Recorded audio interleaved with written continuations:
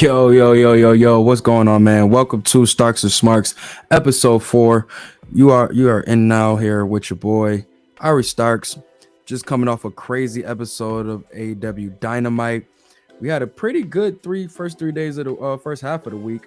Monday Night Raw was really dope, man. H is just knocking these episodes out the park. NXT Worlds Collide build is building up pretty nice. More matches are being added to that card. And the AEW All Out build is just getting crazy, whether from changes from the before or new matches added and all of this craziness. All Out is they wilding the fuck out. That's what I will say. But let's start right there, though. Let's start with AEW, with that being the most fresh on my mind right now. And I want to start. Let's go and start with that. Supposed to be main event, but ended up getting changed. CM Punk versus John Moxley. What the fuck was that? Straight up and down, like, yo, I was confused since last week. I mean, y'all heard my grievances on it on different podcasts, or mine, or on other podcasts. I'll Get Your Bars Off podcast. Go check that joint out. Shameless plug. But yeah, I've been so confused on the match being this early, since we were scheduled for it to possibly, well, it looked like it was going to happen at All Out, but we end up getting it this week on Dynamite. And then for them to do it at the top of the second hour, not even the main event. What's going on, Tony? I don't know, bro. This is looking really crazy.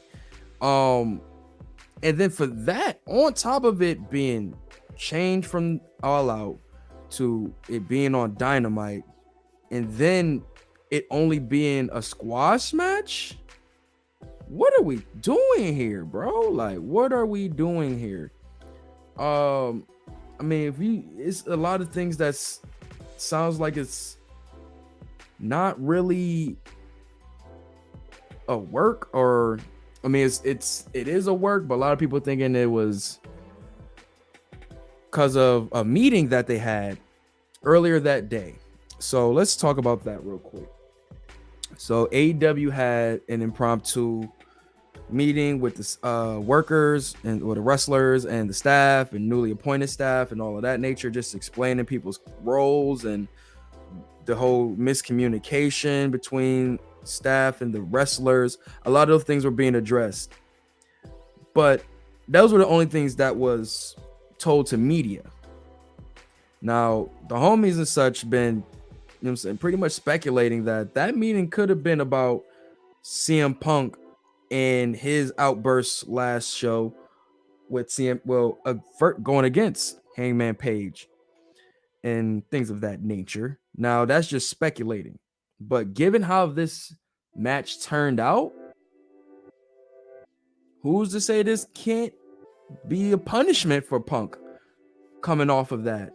You know, like with that, the whole, it's been a lot of rumors and shit going out, and who's to know what's true and what's not. But I can definitely see this as some type of punishment or some type of repercussion of what's been happening this past week. Because you're not about to tell me a dude who was literally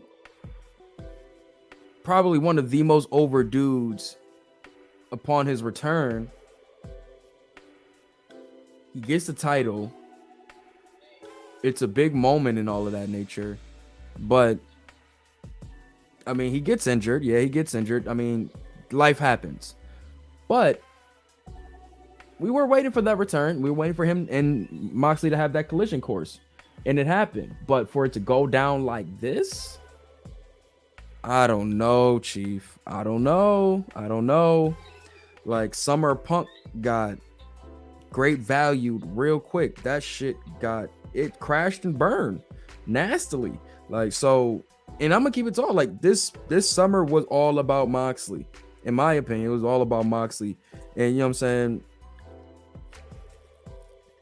You gotta reward him for that. He's been on his job. Since they gave him that title, he's been on his job. The man has beat Tanahashi this year, and CM Punk in a squash match at that, you're not telling me Jon Moxley is not, you know what I'm saying, that dude right now. But neither here nor there. This was just really confusing on how this came about. They're calling this one of the biggest matches in AEW history. People were going crazy with these face-offs, saying it was Rock and Austin level. All of this crazy nature. But when it came down to it, CM Punk got smoked. Boots smoked immensely. So what are we doing with that? I don't know. Y'all gotta tell me. Y'all gotta tell me.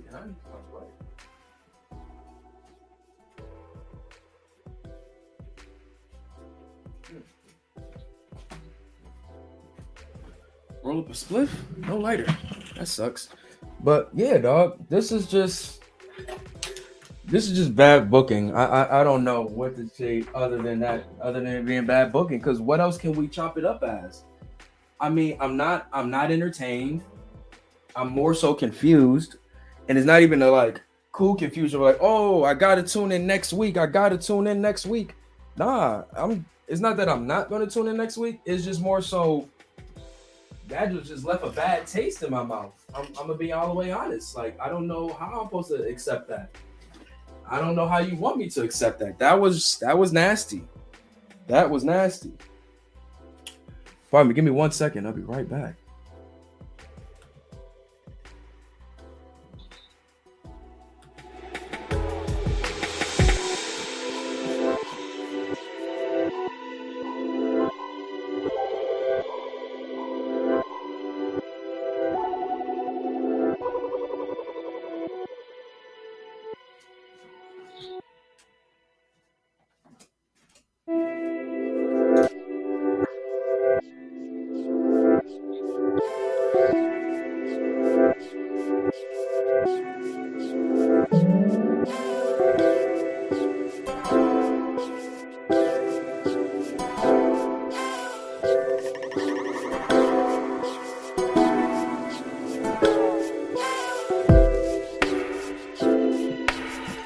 All right, y'all.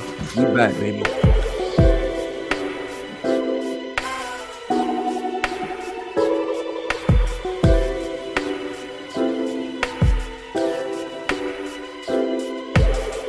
All right. So yeah, back to what I was saying though. It's just I'm highly confused on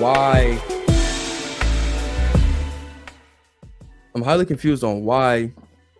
Promote this match so heavily like this. Just to have a squash match, I'm totally confused. But I mean, where do we go from here? A lot of people are talking about they were waiting on the MJF return, all of these things, and none of that come to fruition. So it really just leaves a lot of people confused.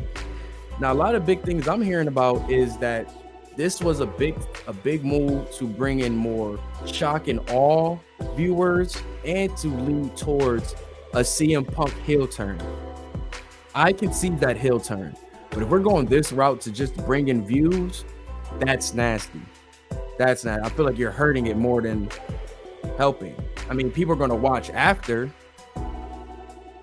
to see what the hell happened, but to do that and then move on to a Ricky Starks promo right afterwards, like, I don't care about this. What the hell did I just see prior to that? You know? And thank God that the 6-man tag kind of saved the show. Like, that match was great. Yo, you all set? You all good, Fresh? Let me know.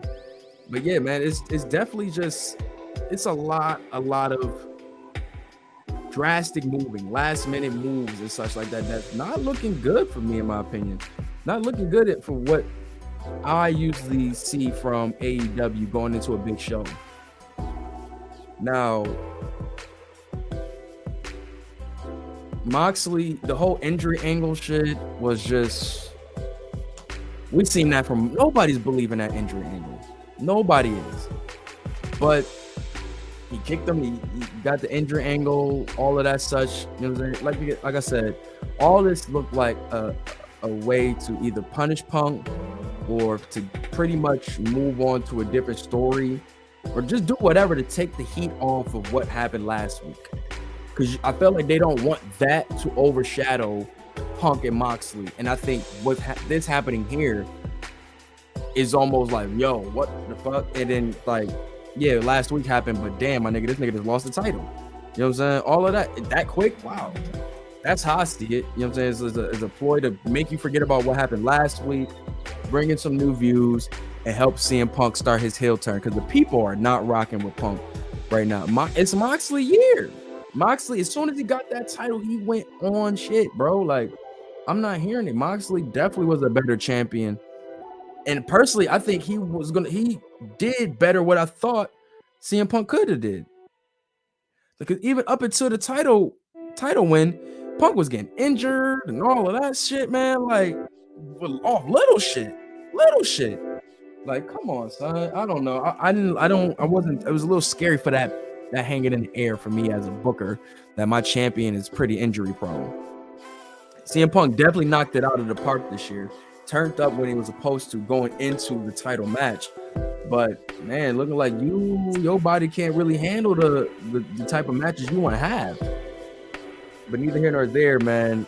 This was a weird year for Punk. A weird summer, at least, for Punk. The summer of Punk was, with the summer of Moxley, definitely been cool for me, man. I'm glad that he's been rewarded for that, and he can kind of shut up a lot of those naysayers, man. Definitely.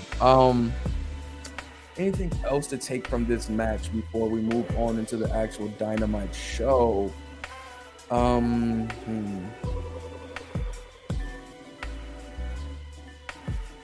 Yeah, that's pretty much it. For that, at least. Now let's move on, though. So to actually start the show, we got the Daniel Garcia and Chris Jericho face-off. As you know, stemming from last week, Daniel Garcia and Bryan Danielson put on an amazing 2 out of 3 falls match. Daniel, you know what I'm saying? Bryan Danielson extended the offer hand of respect to Garcia, and as soon as he was about to offer it, Chris Jericho came in, fucked all of that shit up. Garcia ended up pushing Jericho, all of that nature. You know what I'm saying? Brings us to here. And Jericho pretty much, as the egotistic, you know what I'm saying, asshole he is, pretty much asks, not why are you trying to side with him or whatever, why are you trying to shake his hand? Pretty much, why did you push me? Why did you make me look like a fool? You know? And I mean, it was a cool promo. I mean, I'll be honest, I'm mildly biased because I just want to see Garcia in the Blackpool Combat Club. So I was just happy to see the wheels are starting to turn on this. But you pretty much, like I said, Jericho was trying to get Garcia to apologize for showing him up, and Garcia pretty much was like, bro, fuck all of that, bro. Like, you try to destroy a moment between me and my idol, Bryan Danielson. And he kind of kept reiterating this, which it kind of got a little repetitive, but it was the passion that he had behind it that made me still sold it to me. Because you knew in that match, he really put his best foot forward. And to see, you know what I'm saying, his actual pain of having to, like, that moment being ruined, I felt he got the delivery out right. It's just, you probably needed a couple more words to differentiate what you're saying. But neither here nor there, the point what got across was, Jericho, you destroyed an amazing moment with my idol. And he didn't care about the sports entertainment or being a wrestler at that moment. He just cared that he shared a ring with American Dragon and put on a banger, you know, and he wanted to embrace that moment, and Jericho screwed it up. After that, you had Bryan Danielson coming out to the ring to pretty much further the tension in the ring, and with Garcia refusing to choose between, you know what I'm saying, both the wrestler and the sports entertainer, you got the Dragon coming up there just picking at the energy because the tension was thick. You had a verbal exchange between Danielson and Jericho pretty much going off about who should be whose mentor, all of that such. And I think there's so many Daniel names, but Daniel Garcia ended up leaving the ring. Kind of had like a whole pouty face thing going on. Looked like a really sad puppy and such like that, bro. Like he was doing a little much, but that'll get better with time. But neither here nor there. The face off between Jericho and Danielson was good though. Oh man, dude, Danielson cooked Jericho, bro. He pretty much asked him, yo, talk to all your idols and your OGs and ask them who the better wrestler is between us, from Stu Hart to Owen Hart. Bro, he went down the line and just like, yo, ask them who's a better wrestler. It just got nasty because Jericho just did the whole Lionheart situation with Moxley bringing back the whole last survivor of Stu's dungeon and all of that such. And what's his name? Danielson sitting there like, word, but you ask him about me. You already know what time it is. I thought that was so cold, bro. So cold, man. But pretty much he challenged them to a match at All Out. So we're gonna get the Lionheart, Chris Jericho versus the American Dragon, Bryan Danielson, at All Out. I'm happy that we're getting the match. I'm really happy that we're getting the match because this is a cool match. They haven't wrestled each other in an actual match since like Danielson's debut airtime in NXT back in the day. So we're talking about 12 years. But neither here nor there. I'm kind of upset that it's like we're using Garcia at the expense of you guys having a match. I wish like Garcia was able to. I mean, he got the match with Danielson, but I wish he would have found some way to get on All Out throughout this situation. I mean, this is technically a custody for Dominic match. I mean, custody for Daniel Garcia match. Shout out Cole for that one. But a lot of moments that I love throughout this segment. The crowd just continue to reiterate that huge "You're a wrestler" chant. I love it. I love it so much because I'm gonna be honest. It felt the same way as we heard it when he did it when he was last week on Last Dynamite, but with that and then seeing with Johnny Wrestling, getting the big Johnny Wrestling chant, it's just cool to see wrestling be appreciated. You know what I'm saying? I mean, I know on the outskirts of WWE it is, but this is just a good space right now. Yeah, and like pretty much I said earlier with Garcia pretty much saying that Jericho knew Garcia was telling Jericho that he knew how much that moment was special to him, and for him to share the ring with him and him to fuck it up was like, you know what I'm saying? He didn't care. People called him a wrestler, sports entertainer. All I cared about was that moment, and you ruined it, Chris. Deep down, you're a sports entertainer, and I just want to hear you say it. Say it. That was what Jericho was saying. Like, the back and forth was cool. It was really cool. Like, and what Daniels to say, he said, you could be whatever you want to be. I respect us wrestling last week. I agree with all these people. You're a wrestler. And it's like, I like that it's pushing Garcia to really figure out what he wants in his career. That he wants to continue to be the pure wrestler that he came up on the indies, you know what I'm saying, getting it out the mud like that. Or now that you made it, do you side with the guy who's been in these spaces and done the sports entertainment thing and all of that such to its highest level? Do you sit and get that knowledge from him and build on top of that? I like that dynamic that, you know what I'm saying, Garcia's in right now. Definitely reminds me of what Ciampa and them are doing over there. Oh yeah, that's what Jericho said. You're like, what pisses me off, Danielson? I've heard for the last 15 years you're the best wrestler in the world, and I've been around you all this time, and I haven't seen it once. Like, yo, I mean, it's crazy that these two guys never got in the ring. It's really crazy. But yeah, man, solid segment. Get ready for Jericho versus Danielson at All Out. Next, we get Dax Harwood versus Jay Lethal, which is a match I was definitely looking forward to because Dax Harwood has been one of my favorite singles wrestlers this year. Just the passion he has in that ring has just been unmatched. And he going against Jay Lethal, somebody we all know is very, very, very, very, very, very valid in that ring, yo. Very valid. So seeing these two dudes come together was really dope. We know the promo from last week, Dax called them out, saying that they needed to go at it before the 3-on-3. And the match was cool. You had Lethal pretty much controlling most of the pace going into the commercial break, and he had a nice little injury angle going at Hardwood's left knee and such like that. And pretty much to end up the match, you had him try to attempt a lethal injection, but he was too, like, what's his name, Dax was too far away, so a little momentary hesitation, you know what I'm saying, got Hardwood to get the slingshot Liger bomb, and he only got a 2 count, and Duck, you know what I'm saying, Sanjay Dutt came in and interfered, and he kind of like fucked up the win for Lethal, but he got a quick couple counters and some reversals, and he got a little underhanded roll up with the tights to win. It was okay, nothing too crazy. Not really one of my favorite Dax matches of the year. Definitely felt it could have been a little better. It felt like they were like missing a couple cues with each other, but neither here nor there. I hopefully the 3-on-3 is better than what this 1-on-1 was.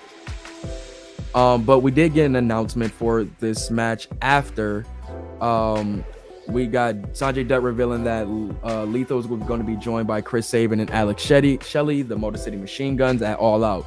Now, I was under the assumption that it was going to be Sanjay Dutt and Satnam Singh, but I guess not. And with the addition of the Motor City Machine Guns, makes this match way more intriguing to watch. Because just having FTR and Motor City Machine Guns in the same ring is two dope tag teams, purebred tag teams. We know how Motor City Machine Guns give it up, you know what I'm saying, throughout their years. We know how FTR give it up. It's going to be dope to see them two guys, with those 4 guys in the ring. And then we got Lethal added into that situation, Warlow added into that situation.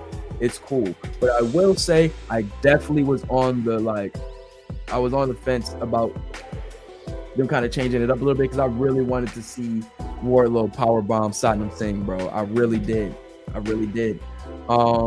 Next we have Billy Gunn versus Colton Gunn. That was okay. Solid little back and forth, nothing too crazy. Pretty much was all here to set up, you know what I'm saying, more all-out matches. Hold on 1 second. Give me 1 second. I'm just gonna go grab a water.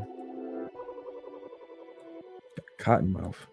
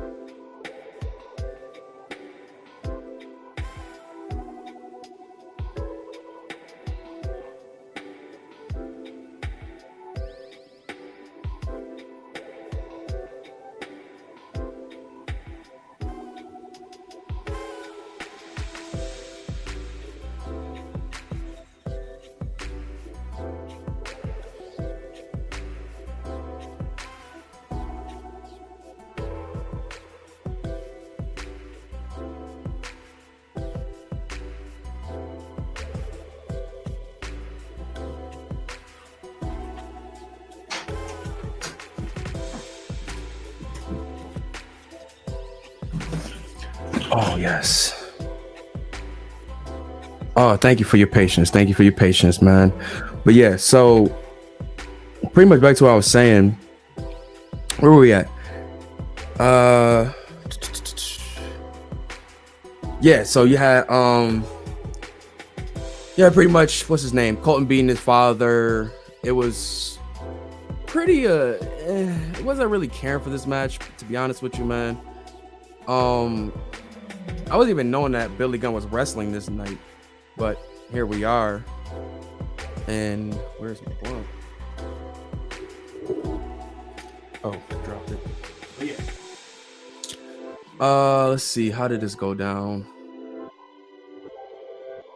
Oh yeah. We had Stokely Hathaway coming in distracting Colton. Just distracting with interference. I think he distracted one of the Acclaimed, and Colton came through with the attack, and you know what I'm saying, Colton got a little blow on Billy Gunn, got the win, and you had Stokely giving away the cards to the Gun Club and all of that nature, and then the Acclaim come out to hold him down, hold down the gun and all of that nature, and whoop-de-whoop. But after that, all of that nature, you had the Swerve in Our Glory come out and pretty much hold down the Acclaimed, also hold them down and make sure they good.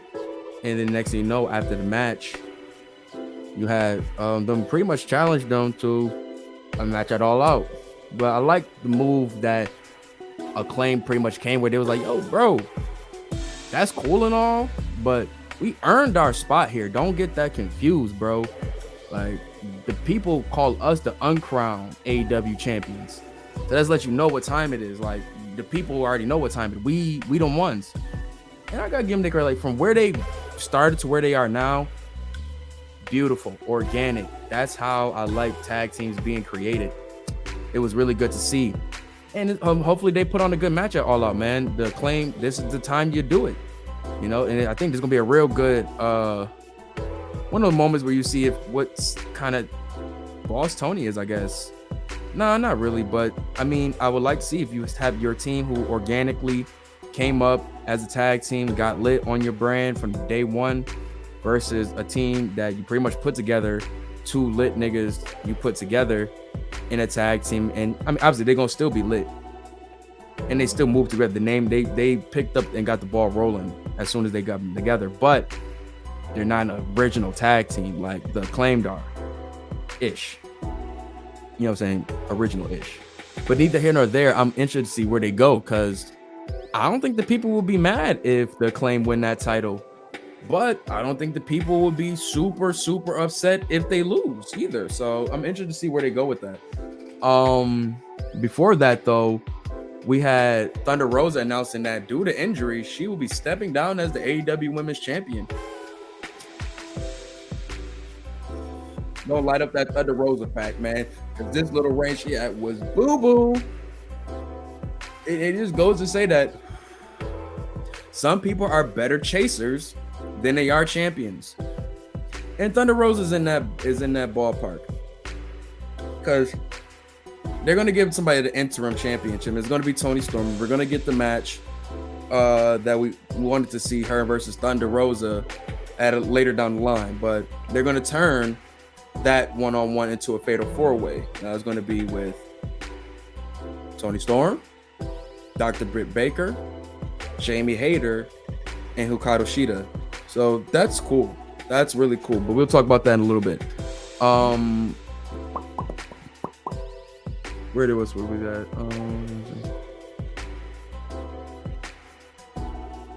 Okay.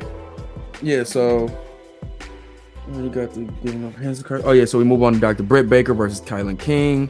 Kylan King's from, you know what I'm saying, Cleveland, so she got a match in with Britt Baker.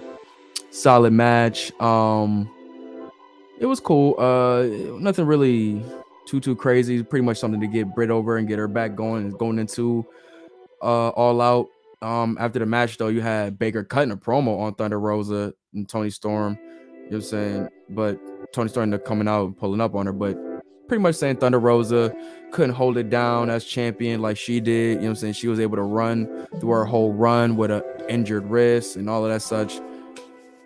I think it's real heat there. I'm gonna keep it tall with you, bro. She been on Thunder Rosa ass since she lost that title. I'm gonna keep it tall. You know what I'm saying? I feel the same. I just think Thunder Rosa just despises Britt Baker. But if it's a work, then they're doing an amazing job.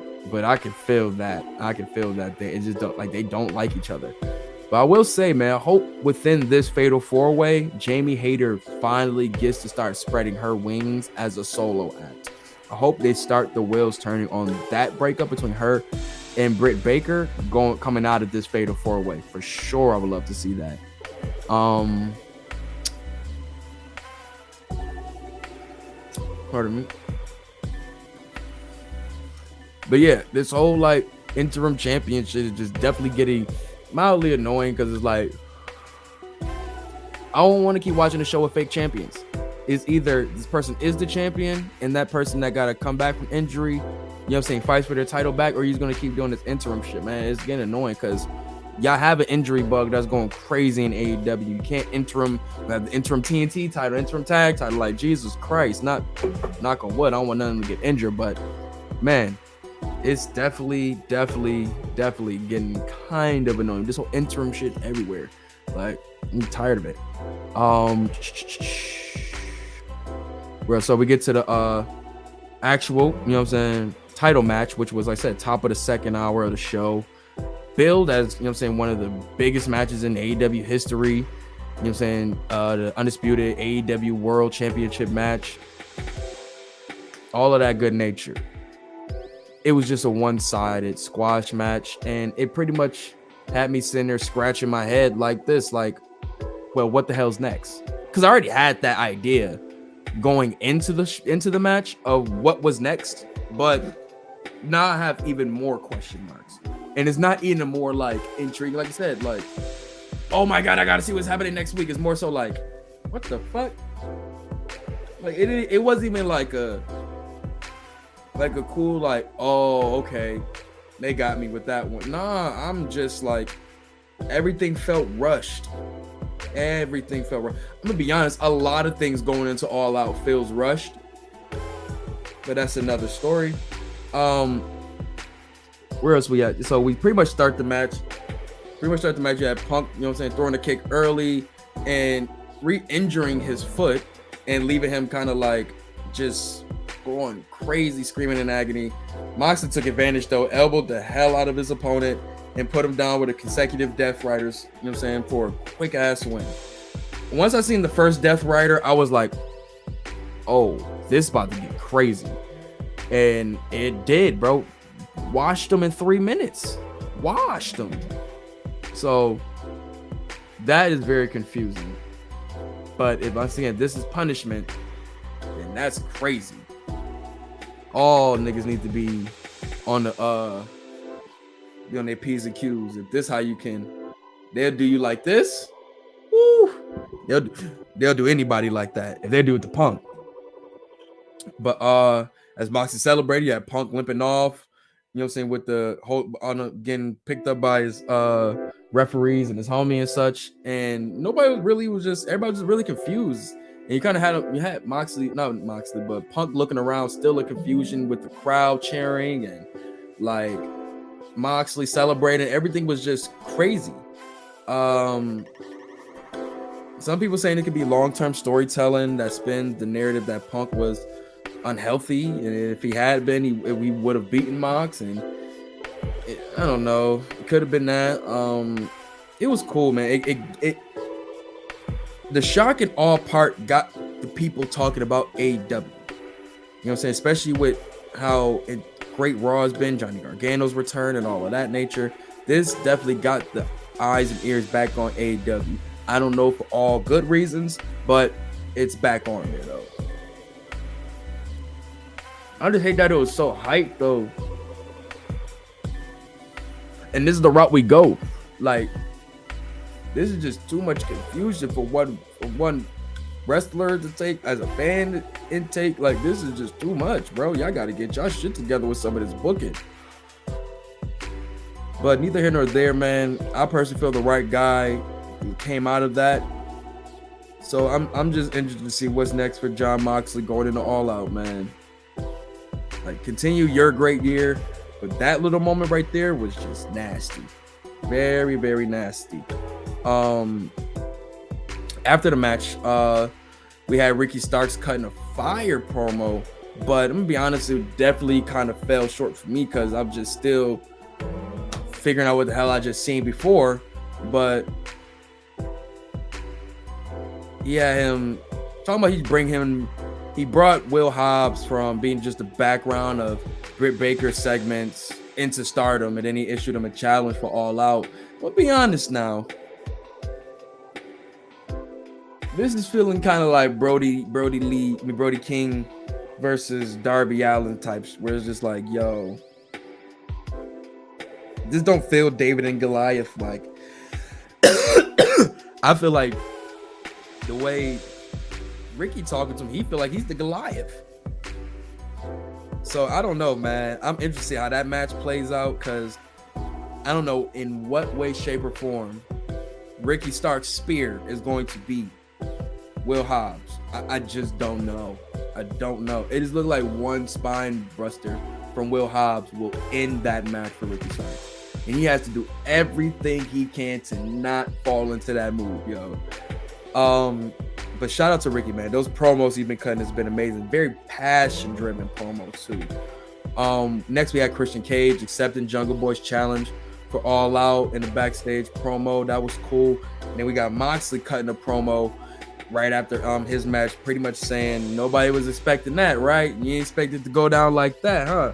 And pretty much talking to all the naysayers and the people who thought his time was going to be done when, as he said, writing his obituary when Punk came in the game, or Punk came back. And he pretty much said, yo, he is pro wrestling and his time is right got hang now. Like, and I got it. I'm with you, Mox. It's up right now. Let's be honest. The Shield guys, whether they together or not, are still running this shit right now. As like, I can't even lie, man. Like, Kenny is my favorite wrestler. Brian Davis is my favorite wrestler. But it's something about them Shield niggas that the world just loves. Now, I'm gonna be honest. Moxley is kind of moving. I don't know. I don't know. Maybe it's just a crazy coincidence that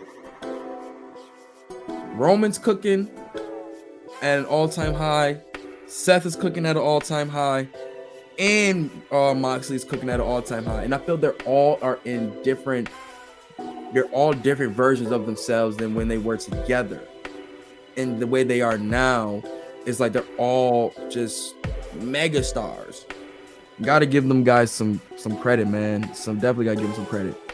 Then we get the main event, the trios semifinal with Death Triangle versus Will Osprey, Aussie Open, United Empire. I mean, this was a magnifique, man. This match was fire, bro. You had Death Triangle pretty much controlling early in the match, wearing down Osprey, and you would have thought that like he would have that Will Osprey pretty much was just tired, you know what I'm saying, so much from all of the matches he had from G1 and everything else he's been doing this year, that he just was just tired out during this time, and they were just smoking him. But you had Fletcher and Davis from Aussie Open pretty much having this follow-up, and when they got in the ring, man, they started smoking boys, bro. Like, they just started smoking boys, real talk. I was so happy to get that Osprey and Rey Fenix face-off, man. Them two going at it was fire. Osprey and Pac was lit. Them face-offs in there.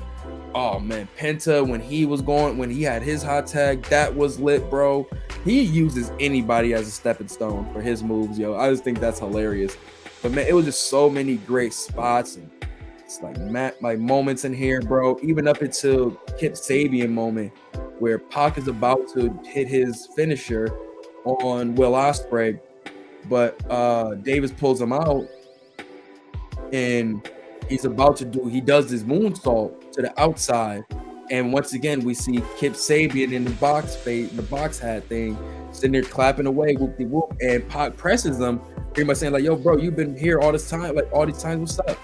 And he pulls the box off his head, and it's just some beat up, scared kid with tape over his mouth. And out of nowhere, Kip Sabian comes and attacks Pac, and this gives the upper hand to United Kingdom to pretty much take the win. Yo, it was up from there, man. Oh man, they pretty much smoked Phoenix, man, and finished them with a trios odds cutter type thing.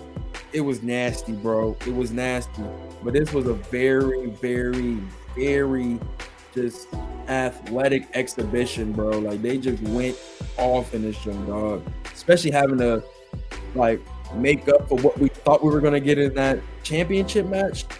They knocked it out the park, man, for sure. Definitely need Pac and Osprey in the future. Please give me that one-on-one, please. Now, what happened after is the best part of the night for me, man. We finally get a face-off, not even a face-off, just in the same vicinity, looking at each other, staring each other down, was Kenny Omega and Will Osprey. Now, we already know what time it's been all year with these two dudes, man. It's been crazy. The chat been crazy. They've been talking heavy, all of that, man. They finally face to face, and we had to see what was going to happen, man. We got to see what was going to happen. So after the match and such, you had the Elite come out, and you got, what I'm saying, what's the name? United Empire and Will Osprey pretty much saying, "Yo, can you pull up?" And Kenny's like, "Yo, all right, I can do that." You know what I'm saying? But the Bucks like pretty much letting him go, but Don Callis pretty much rushes from the back and stops him. And whoo, boy, he saved you. He saved you, Will Osprey. But yeah, pretty much just letting it be known that this is the match we've been waiting on for the tournament. Now, I'm kind of pissed that we're getting this for free TV. I wish this would have been the all-out finals, but it is what it is, man. I guess I can't be mad I'm getting it for free, but man, the businessman in me, the booker in me wants to say, "Yo, save this for the pay-per-view, man." But boy, this was cold, man. This was cold. And apparently we had what's his name, Kenny Omega, with some words for Osprey after the match. Give me 1 second, I can get that.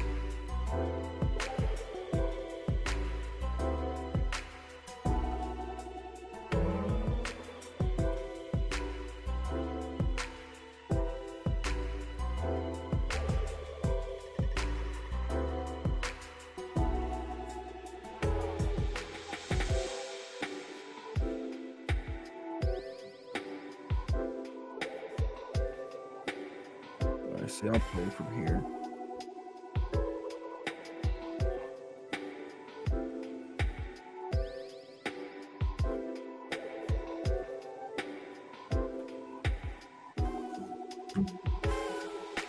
All right, let's see what Kenny Omega had to say to Will Osprey after Dynamite went off the air.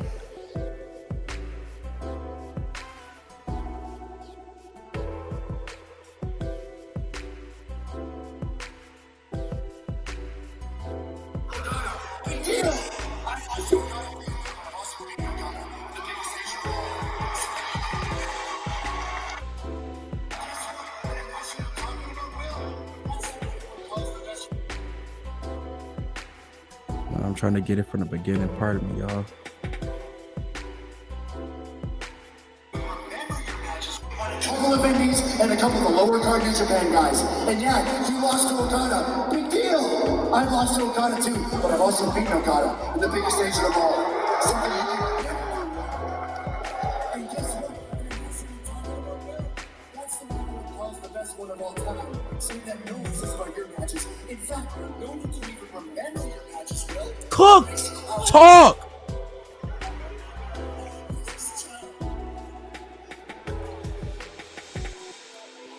cooking this man, bro.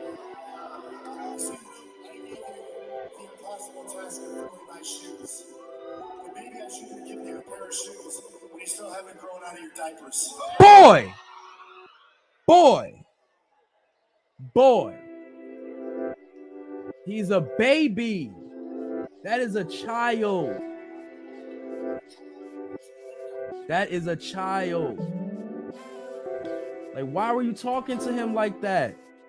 Why would you talk to that man like that, bro? That wasn't necessary, fam. It was not necessary. Woo! Flamed him up. Easy, bro.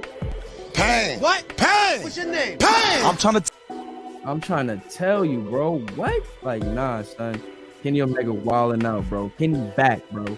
Y'all keep forgetting. Oh, Kenny can't talk. Kenny can't talk. Kenny will roast a nigga real quick, bro. Y'all better stop playing with my boy Kenny Omega, man. I'm trying to tell you, son.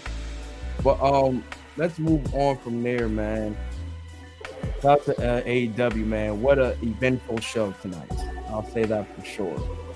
Next, we got NXT, and they had their show this past Wednesday, where they are pretty much building up more of their Worlds Collide matches for their pay-per-view. It definitely is going to be NXT 2.0 versus NXT UK. The latest one we had was added was triple threat, winner take all women's title match for the NXT UK and NXT women's titles. We also got champion versus champion for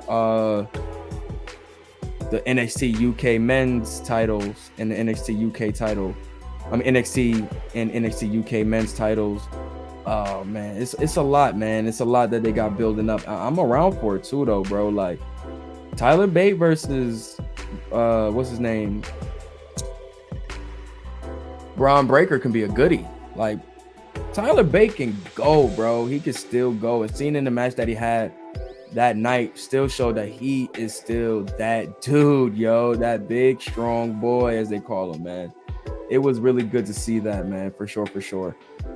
Let's run it through this show real quick, man. Like I said, you had it kicking off with a recap of Braun Breaker, kickoff of Heat Wave, and then Braun Breaker came out and pretty much explaining why, well, asking why Tyler Bate came out, and he came out and explained to him why, with NXT UK about to wrap up and NXT Europe is on the way. He looked like he should be able to be starting that show off with unified NXT titles.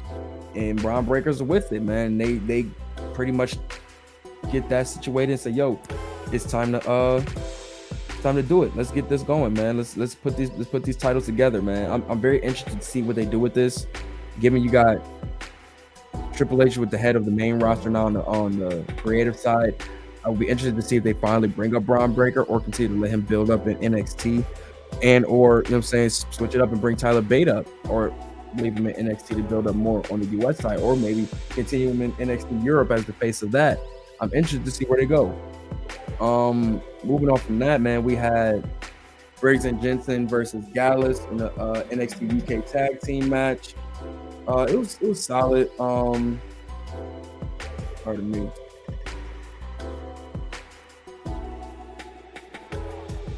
There's 502. Beautiful. But you had Lash Legend coming out and attacking Henley at ringside, and the champs headed out to help, you know what I'm saying, help her and such, and then pretty much abandoned the match, and they got called for a count out, and, you know what I'm saying, Diamond Mine came out and laid out Gallus, but Gallus got the win via count out. It looked like it's going to be a triple threat tag match for the same thing, conjoining titles. We have, it looked like it's going to be what's their name, Creed Brothers versus Gallus versus Briggs and Brinson. It was a solid joint though. I'm always fucking with Gallus though. Gallus is a solid ass team though. Shout out to Coffee Brothers. Shout out to Wolfgang. They gave us a promo of Charlie Dempsey, William Regal's son, teaching the Chase U students how to like wrestle and such. That was cool to see. What else did we get? I'm interested to see how he's going to be moving over here too, yo. It's crazy because you got William Regal over in AEW now. Like I just wish he would have been able to work with his son, man. That would have been really cool. You had Grayson Waller introducing his new show, the Grayson Waller Effect, and he had Apollo Crews on, and they pretty much was going back at it with each other. Grayson asked him what happened to his accent, and he told him he's a low budget Miz, just really giving him crazy little stabs at each other, man. It looked like it's going to be something that they're going to be going forward with, pretty much to help Grayson Waller get more experience with, some better wrestlers and get some more ring time for Apollo Crews, which is always good, man. It's always good to see him in the ring, and it's cool to see him being his natural self also too, man. But I ain't gonna lie, I do miss Hill Apollo Crews a little bit. What else did we get, man? We have Von Wagner announcing backstage that he's gonna fight Tyler Bate later on that night. We had Cameron Grimes versus Big Javi, as he calls himself. Yo, that dude is hilarious, yo. But yeah, Joe Gacy was out on the balcony watching Grimes, though, as he usually does for his next opponents and such. Yeah, Bernal tried to distract the referee to get like an early advantage in, but it failed. And you had Grimes, getting a big kick and followed it up with the back body drop and taking him down, and Graves hit the cave in and stared Gacy down as he got the pin on some real players. That was tough. I ain't gonna lie, that was a tough little move right there. Then you had Indy Hartwell versus Blair Davenport, which was pretty much Blair Davenport's debut on NXT, which was cool to see, man. It was a solid match. Hartwell got her shit off, but she came up in a loss though, man. And it was a good promo that she cut after Blair Davenport cut her promo, pretty much talking about, pretty much putting the people on to who she is and how she moves and all of that such. And she called out Mandy Rose, and Mandy Rose came out and pretty much told her like, yo, all that's cool, but like I said, put some respect on my name. 300 days and running, baby. Like, she was talking heavy, I ain't even gonna lie to you. But then Miko Satomura came out from NXT UK, and it got quiet, bro. It got real quiet for all that big talk, because she knew who she was in the ring with, but she wanted the challenge though, and I like that from Mandy. Like, I like it. Yeah, I'm doing the diva shit. I'm showing I'm super excited, but I still get busy in the ring too. I like it. I like it a lot. But also, while they said they were going to go title for title, Miko and what's her name? Mandy Rose. Blair Davenport was like, I need parts. And they pretty much added her into the triple threat, made it a triple threat with Miko saying that she would make it a triple threat. Which it's cool, but I really wasn't expecting her to be in it. I didn't really think she needs to be in it, but whatever. We had Indy Hartwell in the ring pretty much after that, talking about all the bad luck she's had, and she's hit rock bottom. But then Dexter Loomis shows up at ringside, and they just have a big reunion, kissing and loving and going back to the back. And he ended up having to dip because the police was on him. It felt like the 911 song with Wyclef and Mary J. Blige. But obviously, I don't think Wyclef kidnapped anybody. Please let us know where Miz is. Like, Jesus Christ. This man really kidnapped Miz. This is why I love wrestling. This is a place where you can see a man get kidnapped on live TV and nobody does a thing about it. But we'll get to that. But he gives her a note saying goodbye for now. I love you forever. I love Index. I love Index so much. Next we had Legado del Fantasma versus the Diad. Wild and Del Toro going on versus Tony D'Angelo. Well, I'm going against Tony D'Angelo and them. But Wild and Del Toro pretty much doing their thing in the beginning with their high flying moves, but Tony D'Angelo interfered, told them to do less of the aerial stuff. And it was funny, bro, because he pretty much was making them more vulnerable to lose and such like that. You had the Diad. That's obviously nobody knows what the Diad is. I feel like I'm saying their name right, but that's formerly GYB. But they defeated them and such. Jesus Christ, I hate looking at their faces. Grimes is watching the match from the balcony, and Gacy and the Diaz reached their arms out for him and invited him to come join them and such like that. It was funny. And meanwhile, you had Tony D yelling at Legado to do it for them doing the flippy stuff. Like, it was just funny, bro. It was a funny match. But as they were leaving, you had my boy Esco pull up in the SUV and was like, yo, hop in the joint with me. You know I'm not leaving my familia. You already know what time it is. I hope they all go into SmackDown. Please take them to SmackDown. We had Tyler Bate versus Von Wagner. Really cool match, man, but really showed how much tattooed Tyler Bate is really an anomaly in that ring, bro. He just continued to defy what he looks like.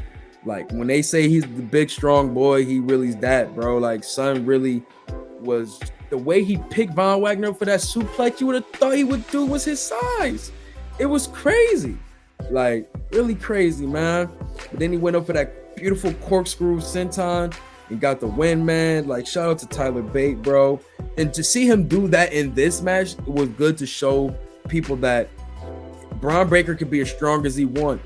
Tyler Bate still Tyler Bate.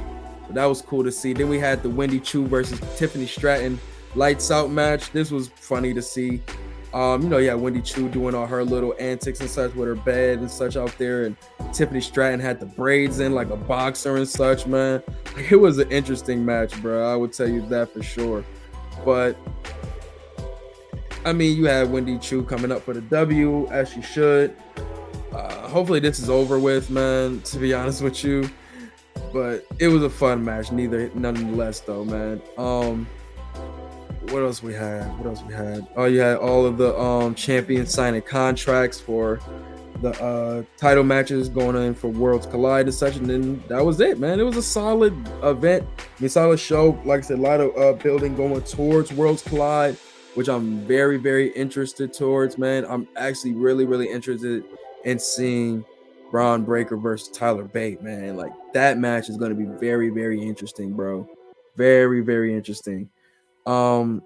Let's move on from there though to Monday Night Raw, and in Toronto, man. Monday Night Raw on the 6th, bro. Solid show, man. Another banger for Triple H and the creative team, bro.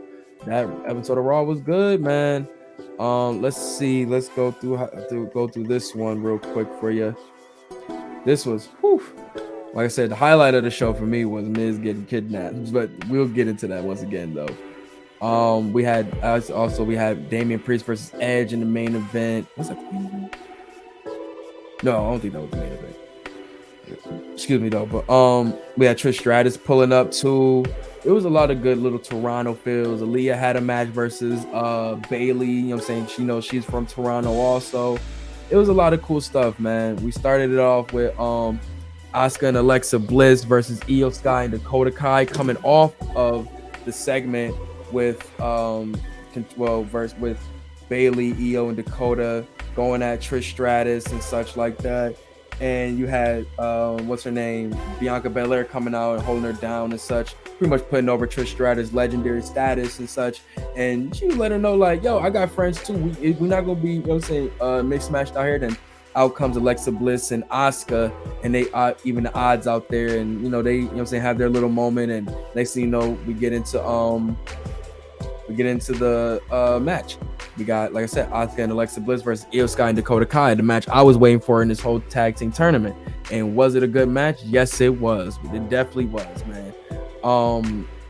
Actually, pardon me, y'all. The show actually opened up with Seth Rollins and Riddle brawling backstage and going out to the crowd for the, the announcers broke it up, and then they went into the show right there. I just love that they keep in there, just, it's no words with them. It's on site anytime they see each other. I love it, bro. I love it. Pardon me. Where was we at?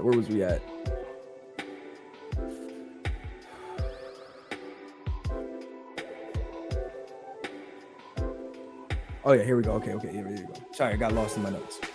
But yeah, so you had Asuka pretty much taking control of Dakota Kai at the beginning of the match. Then you had Dakota Kai pretty much seeming hesitant to engage with her after initial lockup and such. Cause let's keep it tall.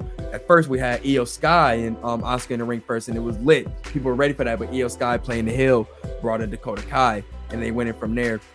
But then, after the break, you had Dakota Kai, Io Sky and what's her name, Asuka, finally going at it, and it was such a good little back and forth, man. It's their first time going at it, bro. It was so dope, man. But it wasn't even in the ring for that long, but man, you seen Io get the better of her and such, but it was just a little bit of moments that we seen between them. Oh, I need more. I need more.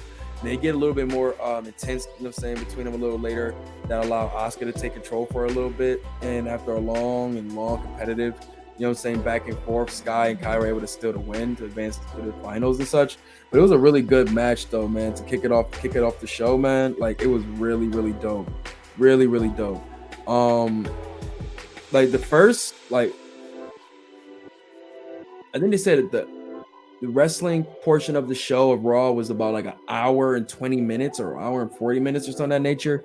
That's crazy. You don't really hear about that too much. You know what I'm saying? You really don't hear that too much. What else did we see?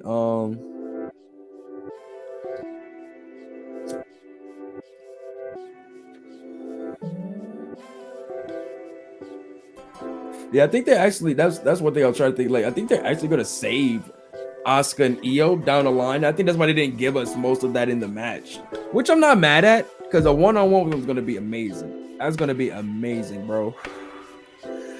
Excuse me. Next, we have Finn Balor versus Dolph Ziggler. Finn Balor getting some new music. That was cool to see.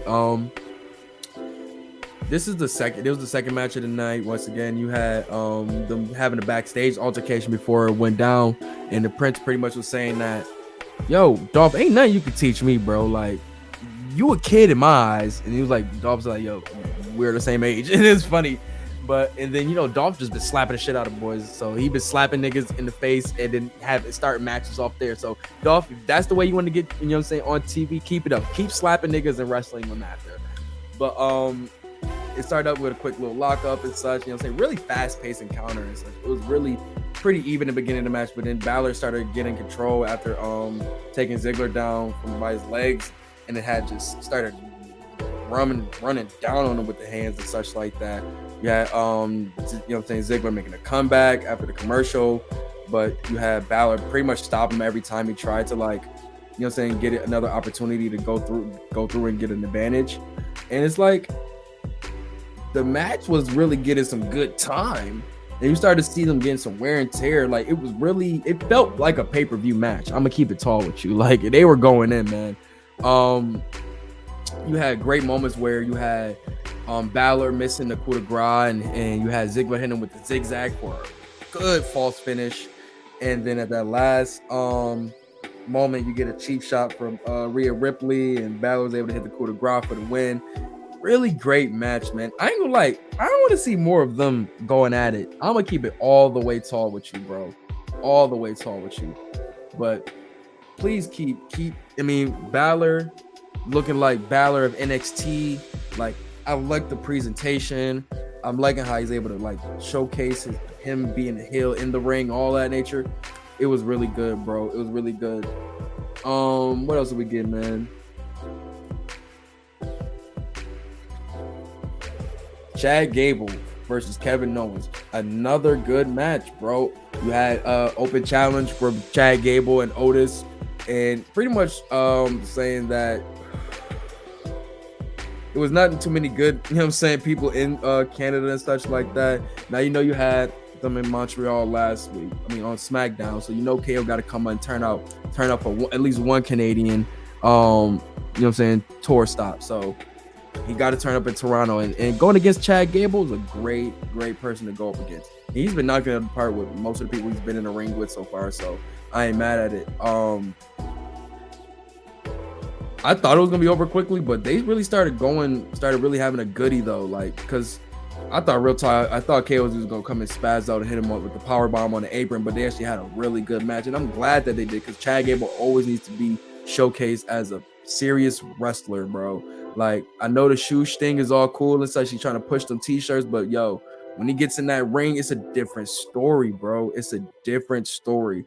You had KO, which was the pretty notable thing about this match was KO not using the stunner and going back to the pop-up power bomb, which I thought was very, very dope. Because once again, he's talking about going back to his roots and being back to the prize fighter. And when you see the pop-up power bomb, that's like the cherry on top for me, where it's like, oh yeah, he's back, yo. And he ended up, you know what I'm saying, hitting him with the power bomb. I think oh yeah, Otis attacking Owens as soon as the match was over. But he ended up hitting him with a stunner. And he dropped Gable with the power bomb on top of Otis and such like that, instead of hitting him on the ring apron and such, man. Yeah. But yeah, what else do we get? Oh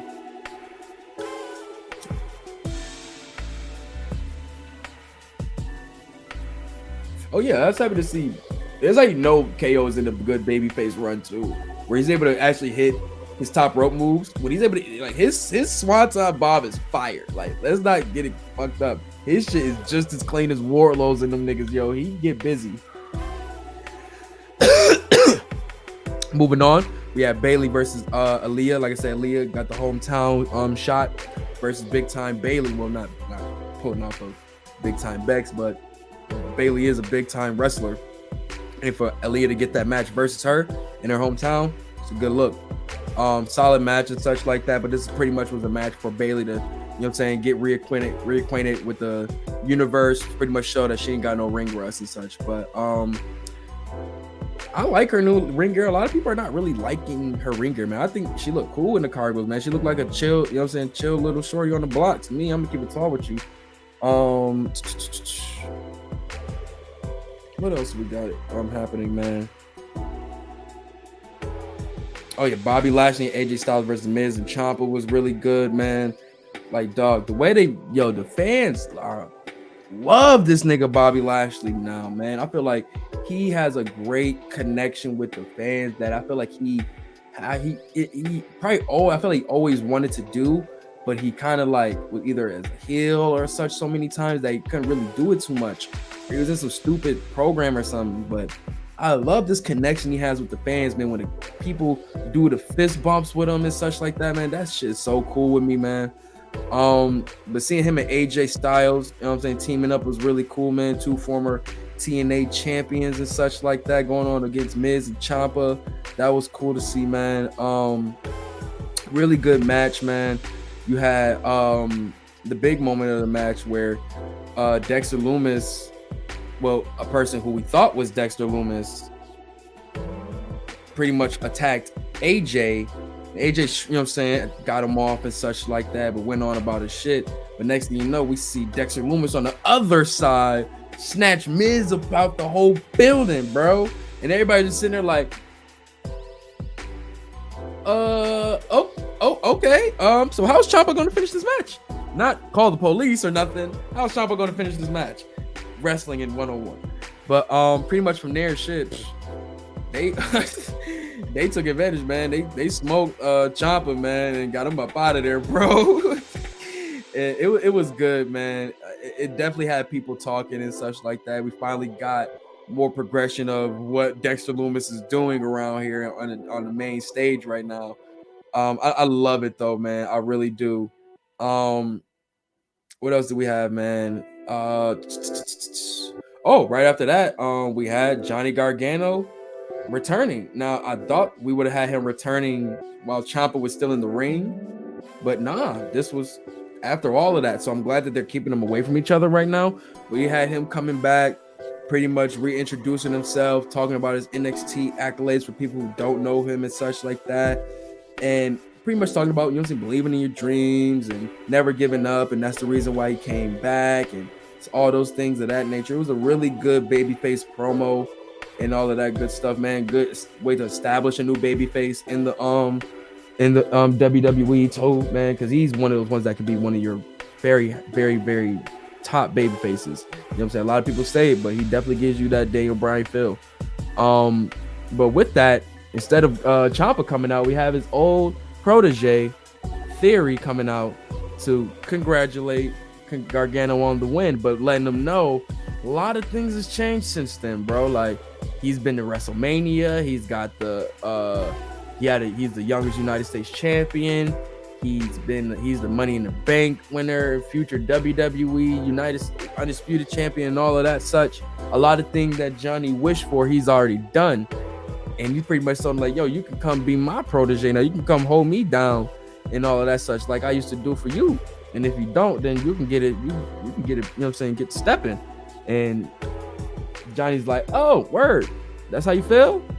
Let's give it. And Theory asks for the old high five. Gargano's hits him right on the chin with that super kick. And you know what I'm saying, welcome Johnny Gargano back to WWE, man. And I like that it was very random too. And they did it before AEW's Cleveland show, so I could take the whole, you know what I'm saying, extra viewers they could probably get for people thinking that Johnny Gargano is going to show up on that show. And on top of him showing up in Toronto, a place where he put on a classic there, and the people already know what time it is for him there. You know what I'm saying? So that was really good to see, man. Shout out to Johnny Gargano and welcome back. And then we did have the main event, which was Edge versus Damian Priest, man. This was a good ass match, bro. A good ass match, man. You had, you know, Edge coming out in the white and red, you know what I'm saying, representing the Canadian flag. It was a lot of good moves in here, like a lot of ways that you showed that these two dudes were just big, tall, agile, you know what I'm saying, athletes, man. Like you had what's his name, Rhea Ripley and Finn Balor, you know what I'm saying, a couple of coming through to the stage with Damian Priest, but they, you know what I'm saying, stepped back, you know what I'm saying, and let Damian Priest do his shit on his own and such. Beth Phoenix was in the was seen shown in the crowd watching the match, and you know what I'm saying, supporting her husband and such. And man, it was a really good joint, man, really good joint, but a lot of good back and forths, man.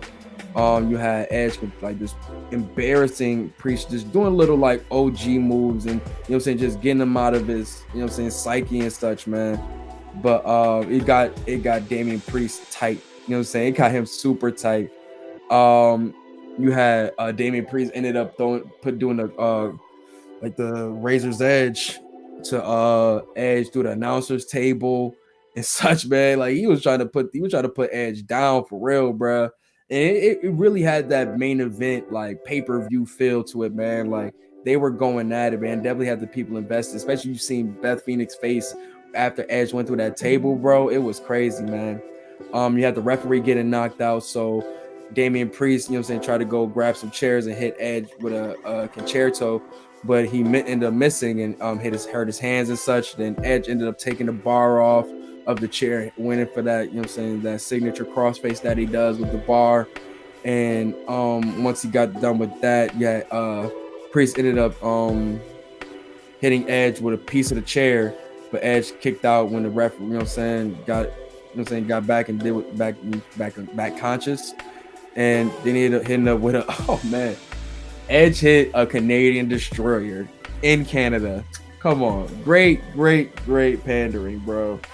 And he hit him with a spare for the win, man. And it ended up, it was a good win, man. But the show ended with Ripley and Balor pulling up to attack Edge until Beth Phoenix pulled up with a chair, and they had Rhea Ripley was about to like wild out until they backed her down. Was like, nah, chill, that's Beth Phoenix. You gotta relax, Rhea. You gotta relax. Let them know Buffalo's own Beth Phoenix. You know what I'm saying? You don't play with them Buffalonians. But really good match, man. Hopefully this is gonna gears towards a cool 3-on-3 where we can finally get Rhea versus a woman in the ring, man, because she's been smoking all of these dudes. Let's finally see if you can, you know what I'm saying, do that to Beth Phoenix, you know what I'm saying? So that was gonna be cool to see, man. A lot of crazy moments through this match. We had Edge hitting a Hurricane Rana. That had me look, that was surprising, man. You had the power bomb from Edge to the Timekeepers area that he did on Priest. That was crazy, man. It was a lot of heavy moves, a lot of intense moves through this shit, man. But it was a really good show, man. For real. Like Edge and Damian Priest put on for Toronto that night, man. Shout out to Edge putting on for his city, man. That was a fire joint right there. Shout out to them, man, giving us pay-per-view worthy type matches on Monday Night Raw, week for week now. This is 4 weeks in a row, dog. 4 weeks in a row. H, you on it, bro. You are on it. I can't wait for Clash at the Castle, dog. I really can't, because I gotta see this full card. Because Seth and Riddle's gonna be nuts, bro. I already know Drew and Roman gonna be crazy. I can't see what I can't wait, man. I just can't wait. And with that being said, man, yo, thank y'all for you know what I'm saying, tuning in. I'm your boy Ari Starks, man. You can follow me at Ari Starks on all social media. Follow the brand Get Your Bars Off podcast. To follow Starks and Smarks, you know what I'm saying? Check us out on the Get Your Bars Off podcast, media sites and such like that. Oh man, like I said, a lot of great wrestling going down right now, man. I can't wait to see what's going forward for this next couple weeks. But yo, I will be back with y'all on another show, man. It's Starks, Ari Starks, man. It's another Starks and Smarks show. Yo.